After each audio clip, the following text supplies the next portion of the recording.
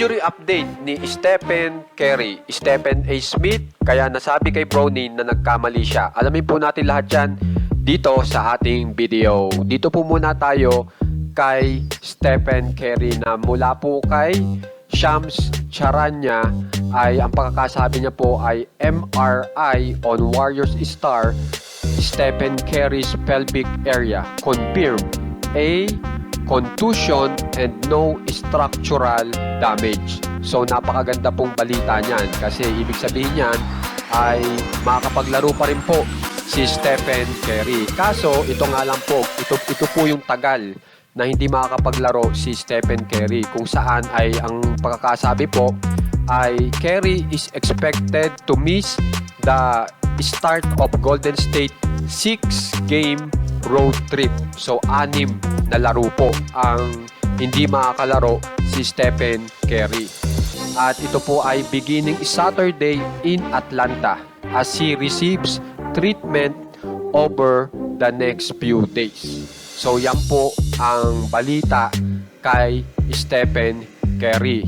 Samantala naman po, dito naman po tayo kay Sir Stephen A. Smith, na alam naman po natin na kinumpronta yan ni LeBron James dahil sa kanyang anak, diba, na si Bronny James.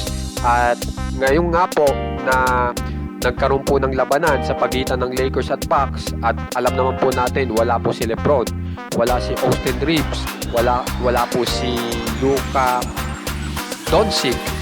Ang pumalit nga po ay si Bronny James, at ang maganda po dito ay nagpakita po ng career high po sa NBA si Bronny James laban sa Bucks, kung saan po ay nakakuha po siya ng 17 points.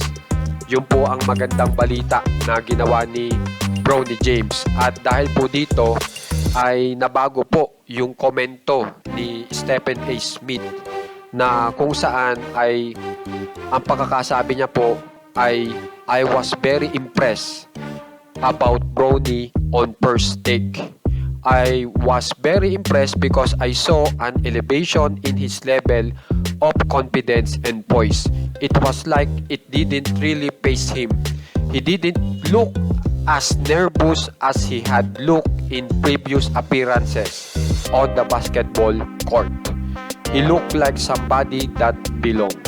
So yan po ang dahilan ni Stephen A. Smith kaya sinabi niya nagkamali siya sa pagkakasabi niya ng una na kung saan ay negatibo nga patungkol kay Bronny James. Kaya naman po, kung gusto niyo pang ma-update sa lahat po ng nangyayari sa NBA, subscribe lang po kayo sa ating channel. Maraming salamat po.